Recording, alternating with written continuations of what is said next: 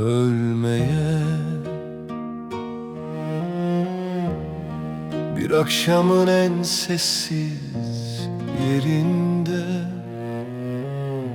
gözlerimde yarım kalan bir vedanın gölgesi var şimdi. Geç kaldım aşka, sen çoktan başka bir bahara yürürken ben hala aynı sokakta.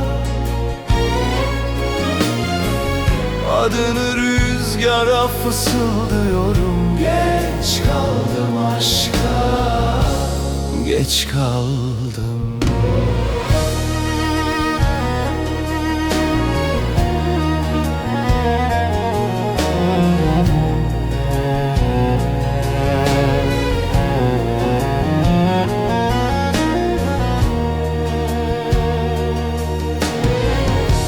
Geç kaldım gurbete,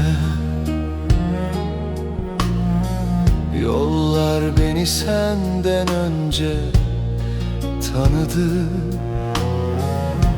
Her istasyon biraz daha senden ayırdı kalbimi.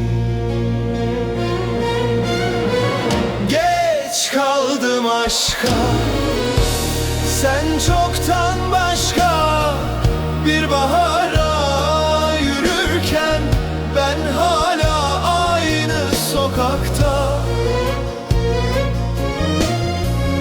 Adını rüzgara fısıldıyorum. Geç kaldım aşka, geç kaldım.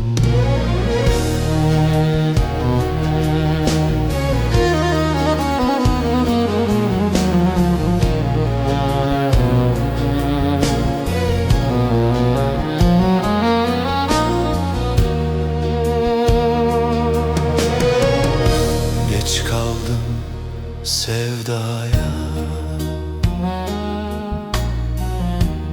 kalbim geç öğrendi yanmayı. Bir ömür sustuğumda bir gecede söyledim seni.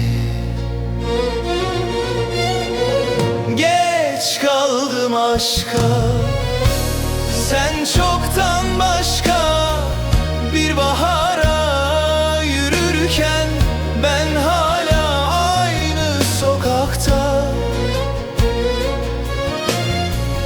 Adını rüzgara fısıldıyorum. Geç kaldım aşka, geç kaldım.